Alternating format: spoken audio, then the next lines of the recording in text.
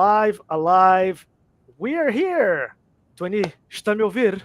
Está me Estou a ouvir? ouvir, Estou a me ouve ouvir? bem, No, no, no, todo no, mundo me ouve no, bem. no. Today, we don't speak Portuguese. Not from Portugal, not from Rio. Today, we only speak English. So, welcome to 7 Technologies, guys. So, as I promised you guys yesterday, every Tuesday, we're going to make a live about English. So this is technical English. We're gonna read a few things. I'm going to interact with my most beautiful buddy right near me, Tuani Isidoro. How are you today, my friend? Hi, I'm good. hi guys. Um, Nice to be here. A little bit nervous. This is my first time doing a streaming like that, so So this is Tuani's first time doing a streaming and speaking in English in a live streaming. So as you can see, he's shy, he's nervous, but he is he's the best. You know I love you, man. I will do my best. I love you You do too. your best. Yeah, I know you do. So, guys, today, as I mentioned, we are here to give some lectures in English, to speak, to listen to you guys' questions if you have anything out there. I'm going to be saying throughout the live that I am speaking in English on purpose so you guys can ask questions, you guys can interact with us. 20 here will be my wingman. And we are going to start by reading a few things here. So let me share my screen. And let's go to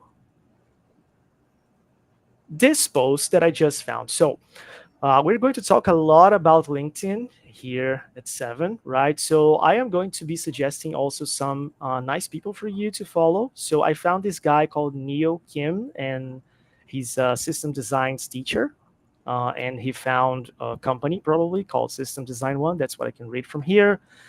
And I found this very good post. So what happens is he is telling us that if he had to start over with system designs today, here's what I would learn, not joking. So he's not joking.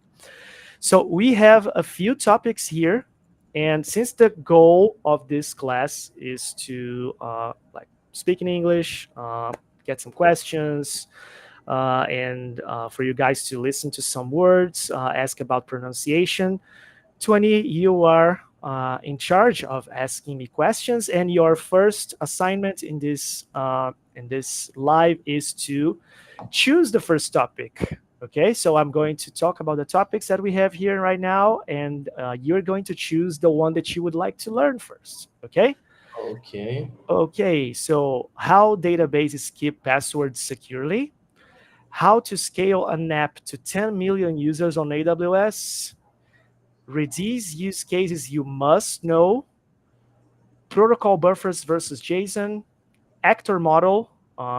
Is he an actor or a model? I don't know.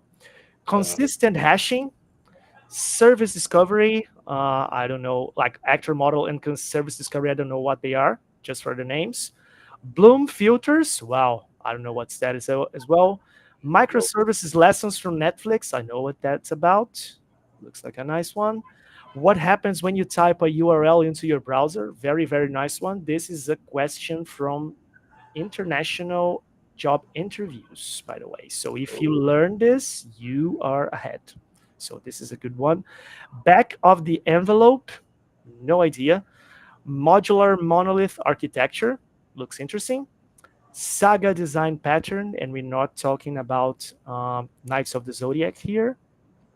And idempotent API, which also looks like a nice one. So I found that this list, for like everything that I know about this list, everything seems really consistent of what developer, engineer, architect in software would need to know. So 20, help me choose the first one that we'll read. okay. I'm inclined to this fourth number there. Protocol Protocol. purpose and JSON. Okay, sold to protocol buffers versus JSON. So before we jump in, I would like to ask our friends here at 7 to share the links with everyone we know. if you are jumping in right now and if you're wondering why am I speaking in English, aside from me speaking in Portuguese yesterday, every Tuesday we're going to do English section. So I am going to be reading, and Tuani here will be helping me right now since he already did his first assignment, which was to choose what would go and read right now. Your next assignments are going to be first one. If we have a question on the chat, you are going to let me know so we can answer. And your assignment for the class itself is if I'm saying something you don't understand or if you're in doubt about like a word meaning or anything related to the content itself or anything related to pronunciation or verb tenses or whatever, you can let me know, Tony. Okay? Sure. Sounds good. Okay. So we're going to be answering, someone's going to be answering, Neochem is going to be answering how LinkedIn adopted protocol buffers to reduce latency by 60%. So as I can see here, he's the one that's been writing all these contents. Okay. So these are his views. So this post outlines how LinkedIn reduced latency using protocol buffers. So outlines in this context here, uh, outline is a word that can have several meanings. In this case, outlines is showcase, right? So this post is going to be describing how LinkedIn reduced latency using protocol buffers. If you want to learn more, scroll to the bottom like this and find the references. Okay, share this post and I'll send you some rewards. I don't want any rewards right now. My reward is making my audience happy. Thanks, New Kim. LinkedIn uses microservices architecture because the number of daily requests they receive is in the range of billions. So in the range means it's within something that starts and something that ends. And also they needed to scale. When you say something needs to scale, usually means scale up, right? So something needs to scale, something needs to increase in Yeah. height the amount of requests. Beautiful. But microservices architecture increased their network calls and degraded latency. So latency is the amount of time that something takes from one point to another. So if I'm sending to an EA message right now, and the I always messenger, thought it was something to point A to point B and point A again. So, like something yes, that goes and come back in that time. I don't know if I understand it wrong my whole life. yes, Maybe. no, that's correct. But latency is also a word that is commonly used to describe uh, a, a difference of time frame from what should be to what it is right now. So, for example, if I say that WhatsApp message should be um arriving to 20 in 2 seconds, for example, latency can be called as 2 seconds. But in a more informal context, if I'm saying my system has been having a lot of latency, it means it should be taking that many seconds, like 2 seconds, but it's actually like having 4 or 5 seconds. So your latency is those extra 2 to 3 seconds that you're taking. So it depends on how you phrase the sentence. And depending on the context, the word will mean one thing or the other, or even something else that I don't know. But you guys feel free to let me know in the comments. Okay. Anything else? Okay. They use JavaScript object notation, JSON. That's like probably one of the first times I have seen the JSON full disclosure name type like this. And like before, I usually see JSON before and then the explanation of what JSON is after. So they used JSON as the data serialization format, but it became a performance bottleneck. So they moved to protocol buffers.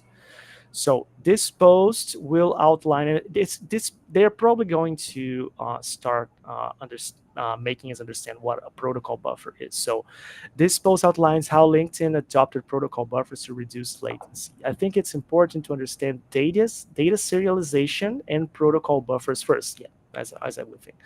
So I'll teach you the basics first. So we're not going to only learn English, we're going to learn what data serialization is.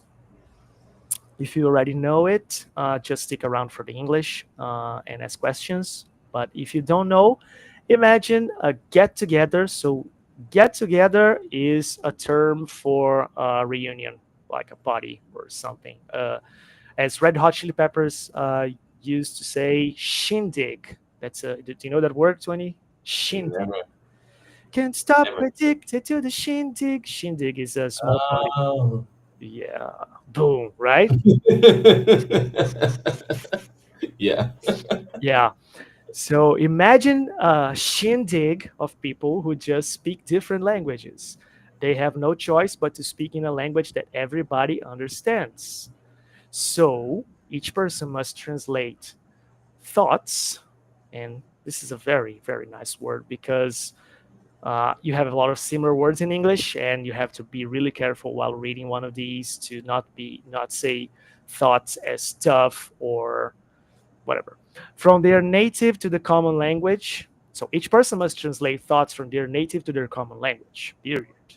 Period. It's a period. So you guys know it's not a dot. It's not a point. It's a period. Whenever you're reading a text, it's a period. A point is the name of that symbol in the text. That's a period, and it's also when women are having their periods, right? So, but it reduces communication efficiency. This is how data serialization works. Now, in computing terms, translating an in memory data structure, so that data structure is on a local memory somewhere, somehow, to a format that can be stored or sent across the network. So, this is called data serialization. Boom. Do we have any questions there at this time? No, not this time. Not at this time. Okay. So, what is protocol buffers, or should we be saying what are protocol buffers? I think there is there is a mistake here, or there isn't. Let's know. Let's check. Protocol buffer, protobuf, is a data serialization format and a set of tools to exchange data. So, protobuf, a beautiful small word for it, right? Keeps the protobuf keeps data and the metadata separate, and it serializes data into binary format. I simply love when people say they're trying to explain something and they don't explain it properly. They explain it to people who already know what they're talking It about. is.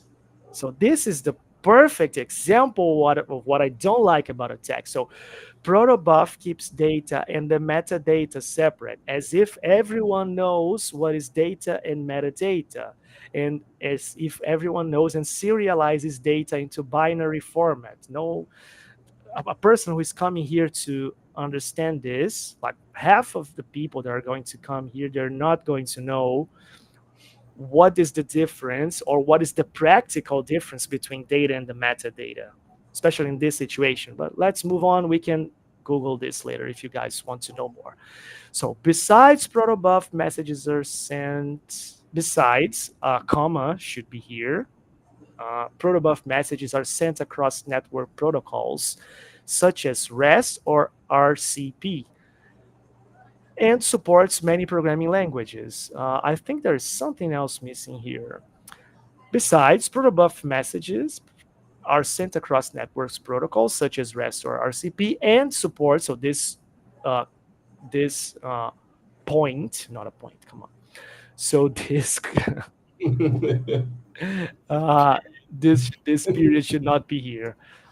And supports many programming languages: Python, Java, Go, and C++.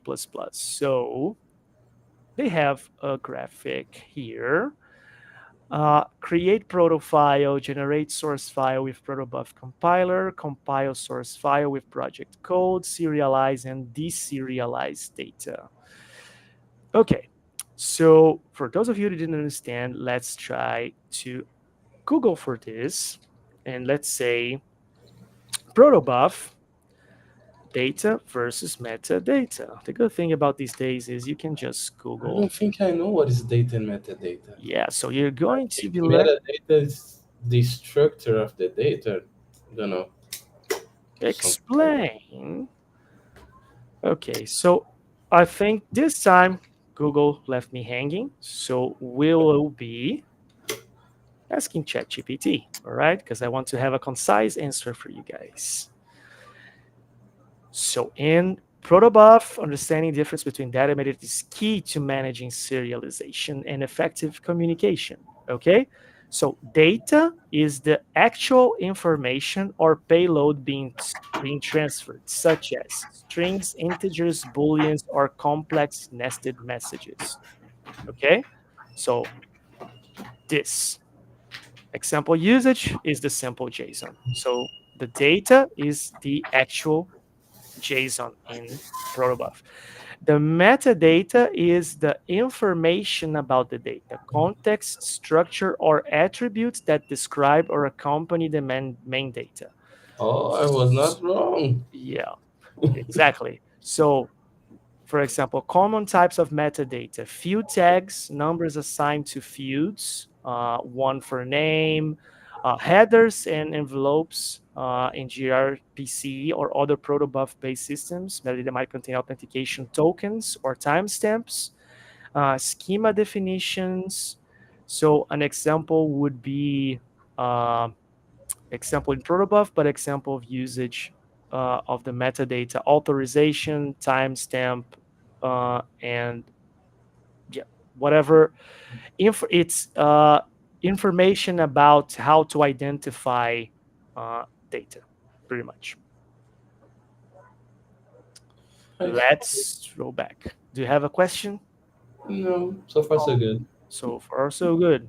Do you guys know that expression? Anyone that doesn't know what "so far so good" means, comment here, and we'll do a post on Instagram about that.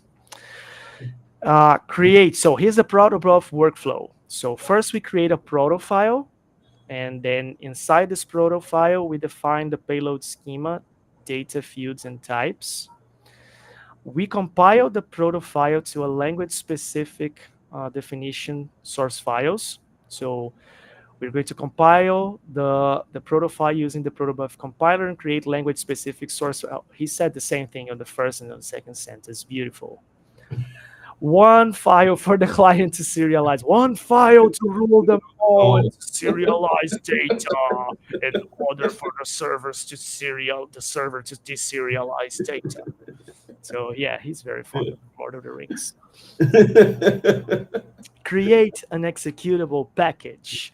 So compile the general protobuf source file with the project code and then serialize or deserialize data. So as you guys know, when I have an action in English and I put a DE in front of the verb for that action, it means that you're going to do the opposite. So if I serialize or deserialize, we have the opposites.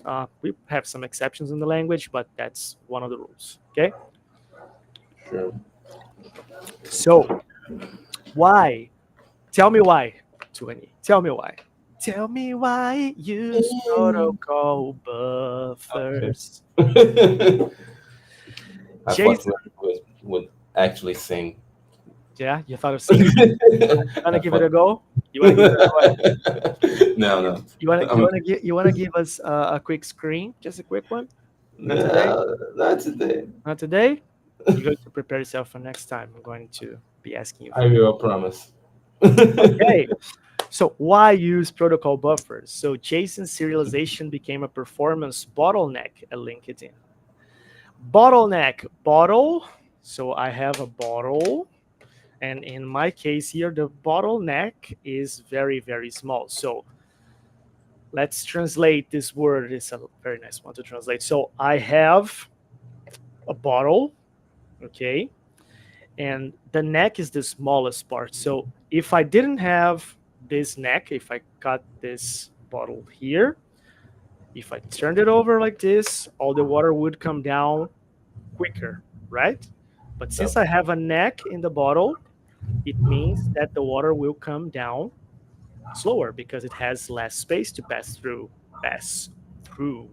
Okay? So a bottleneck is something that makes your system slower. So the bottlenecks between all your systems in your architectures are what making your performance slower overall. So we usually we have another expression that is sort of similar, which is the weakest uh, weakest. I forgot the word actually. I forgot the expression. Weakest bond on the chain. Uh, Okay. Yeah. So you have a chain. You know, chain, chain, chain, yep. chain, and then the weakest bond, James Bond, not James Bond, just Bond. Weakest bond on the chain is the one that's weaker and it's going to break easier. Okay, but it's not the same. It's just similar, and I remembered it, and I thought it was good for the class.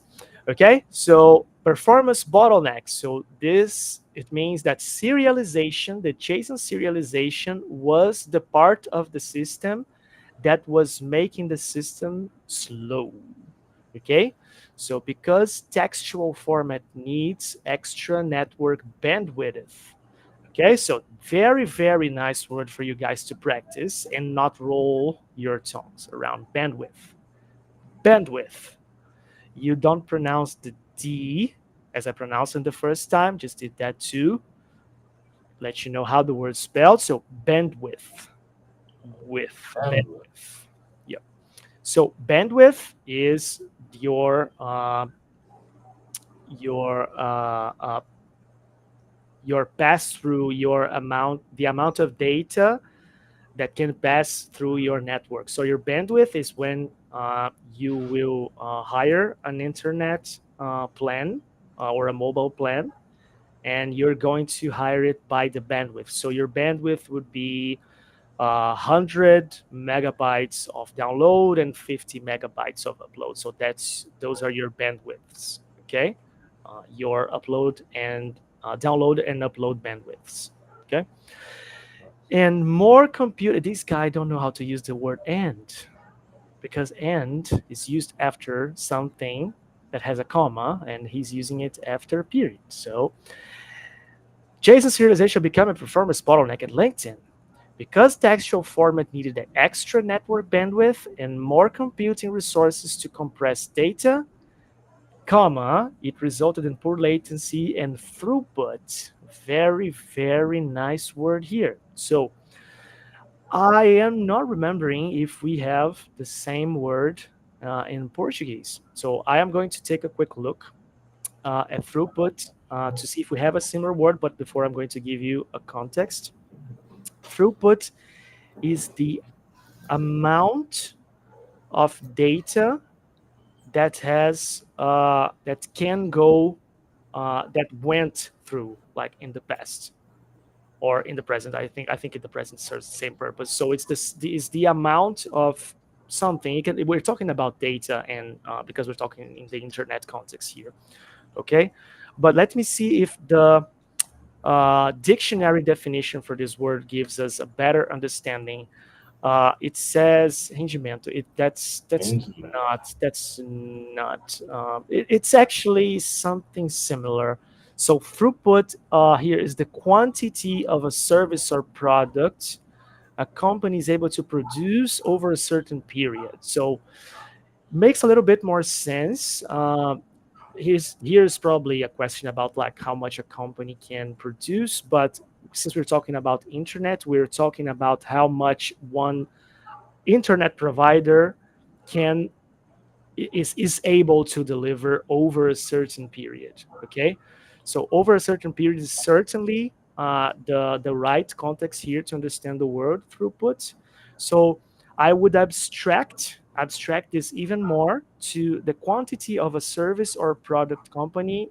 I would abstract it to the quantity of something that a producer is able to produce over a certain period, but something meaning like anything. Okay, beautiful. Also, skipping unwanted data fields is not possible while parsing JSON because there is no separation between data and metadata. Okay, metadata in protobuf allows parsing, and parsing, once again, is a word that I would like you guys to understand. I'm going to look straight away for the definition because I want to have a good view of what is the best understanding. So it says analysis, but it's not the correct definition. No. So parsing is, let's see here. Uh, analyze is Mm, starting to get closer, but it's analyze and transform, I would say. So parsing here is process of analysis, syntactic analysis, but yeah, it may be the process of analysis, but this process might include conversion of analysis, and especially I'm saying this in the context, and I myself am very used to this word in the context of the programming world, and I think 20 as well. yeah, So sure. in our world, and probably the world where most of you guys that are here today are listening to us, this world will be the closest one. So if you're parsing a number that is on a string to be an integer or a number of any sort, you are analyzing first if that number as a string can be converted to a number, and then you will convert it and have your output. So in my mind right now, I would say that the process of analysis uh, can be the correct definition for this world outside the programming world, but in our world of programming, we sort of make an assumption that parsing has to do with analyzing and transforming at the same time. So I'm going to leave that explanation here. And if you guys didn't understand this or have any questions regarding this, let me know and I'll try to explain this one better. Okay. Do we have questions there, 20? Did you see anyone asking something? No, no questions. No questions? Beautiful. The criteria to find a JSON data serialization alternative were smaller payload sizes because it reduces bandwidth needs, improved efficiency because it reduces latency, support for many programming languages because their tech stack was diverse, easy to plug into the existing setup because they wanted to reduce the engineering effort. Okay, easy ones to understand. Protobuf satisfied all the criteria, so they moved to Protobuf. Sorry. So protobuf reduced their P99 latency. So I don't know what that is. Let's try to understand this. So P99 latency, Never studies my or lifetime. yeah, or the 99th percentile latency is a performance metric indicating that the time below which 99% of requests are completed, revealing the tail end performance of a system. This is actually very, very interesting. So I will be keeping this for further study. So this is a concept that only that should only be explored by those people that are like deeply involved within solutions architecture or SRE or monitoring of some sort. So let's leave the explanation just for the English part here. Uh, so protobuf reduced their P99 latency by 60% for big payloads. So by 60%, it looks like a huge reduce. So, okay, and improved average. And once again, he doesn't know how to use the period. And improved in average throughput by 6.25%. And here is the point because it's actually a decimal. And I don't know why people in English made those rules, but this is a number, and the point is valid on a number, but on a text, it is a period. So just for the sake, like I don't make the rules, just memorize it and follow it, and you'll be happy. Yeah. and improved average throughput by 6.25% for response payloads, period. 99th latency percentile is called P99 latency. Well, it explained it here, but I don't know. I went away from the article. So put another way, 99th of requests will be faster than the given latency number, or only 1% of requests will be slower than P99 latency. Here is a summary of the protobuf study by offzero.com. Very, very nice open source for people who want to authenticate their systems. If you haven't used it before, be sure to check. If services run in JavaScript and Java communicate with each other, there is no big performance improvement with protobuf, and the latency difference was only 4% compared to compressed JSON. Guys, at this point, I am not going to worry about how this guy does not know how to punctuate his texts, okay? I'm going to read through the context, otherwise we're going to be here freaking forever, okay? But if services run in Java and Python or Java communicated with each other, protobuf offered 6 times better latency compared to JSON. I wouldn't. I would say he wrote most of this text using. He didn't use any AI to check his text. That's for sure. In simple words, and he was probably high as well. In simple words, there was a big performance improvement for protobuf with non-JavaScript environments. So there is a rollout. So roll out is the process of getting something and releasing it to the public or to a specific audience, sometimes not to the public, but rolling it out to the next step. Okay. So they use REST.li framework for calls between microservices because it abstracted many parts of data exchange, serialization, and service discovery. So this is where it starts to get really technical. So I am going to be leaving this. I'm going to send it to you, Tony. Can you be sure to put this on the chat for us, please? Thank you very much. I love you. And this is how they rolled out protobuf. Add protobuf support to REST.li framework, increment REST.li framework version, and redeploy every microservice and release slowly using client configuration and reduce service disruption. Why didn't you put tonight a number 4? Oh, I'm going to cry. Protocol buffers versus JSON. Okay, I will outline the top 3 benefits. Top 3, doesn't it sound like one of those gyms or one of those products that you buy from television? I will outline the top 3 benefits and limitations of protobuf and JSON because it might help you make better architectural decisions. Oh, I need to catch my Just like breath. that. Protobuf benefits. So, benefits from protobuf: support for schema validation, improved performance with big payloads because it uses the binary format, and support for backward compatibility. Protobuf limitations: hard to debug and not human readable, extra effort to update the proto file needed, and limited language support compared to JSON. And for the JSON benefits, easy to use and human readable, easy to change because it provides a flexible schema and support for many programming languages. JSON limitations: no support for schema validation, poor performance for big payloads, and backward compatibility problems. Takeaways. So, uh, conclusions that we can take from these 2 approaches here. Use protobuf when your payload is big, communication between non-JavaScript environments is needed, and you need frequent changes to the payload schema expected. And payload is probably a word that I didn't describe prior to this sentence. And payload here is a word that means your context on an HTTP request. And this is an explanation that will only mean the same for people who are developers or are in the IT industry, but is the content within your request. Okay. So let's see. Use. So we already talked about when to use protobuf. So pretty much when your payload is big, when you need this communication, and you need frequent changes to the payload schema.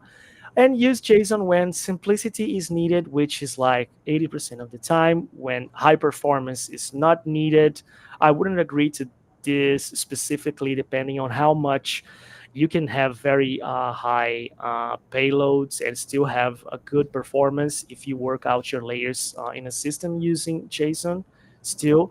and communication between JavaScript and Node.js or other environments needed. I don't agree that much with this one, but he's saying that Protobuf gave big performance improvements for LinkedIn, but it's an important to check if Protobuf is the best for your case to prevent over engineering.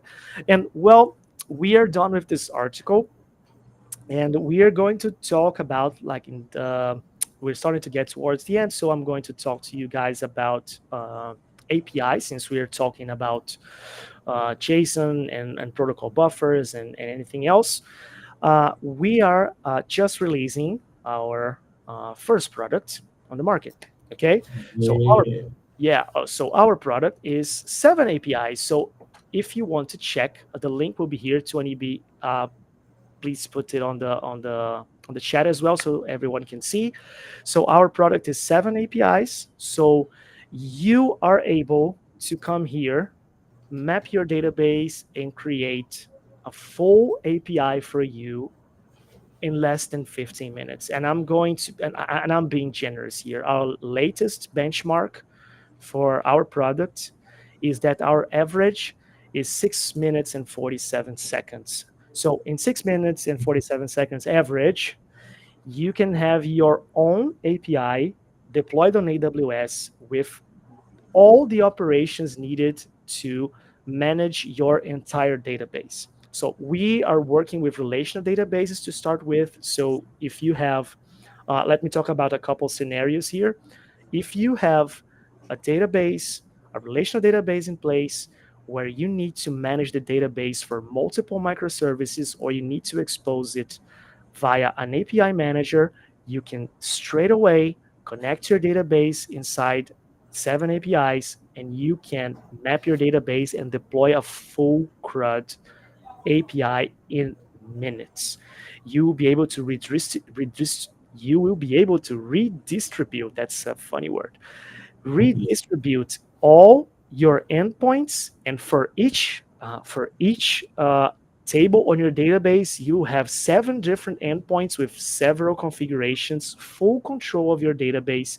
You will have routes to manage your SQL stored procedures, or even if you want to type in raw queries, you can go there. You can be sure you have full control of your database on your backend. So what does this mean? It means that you don't need bigger teams anymore. You don't need a lot of people developing the same teams.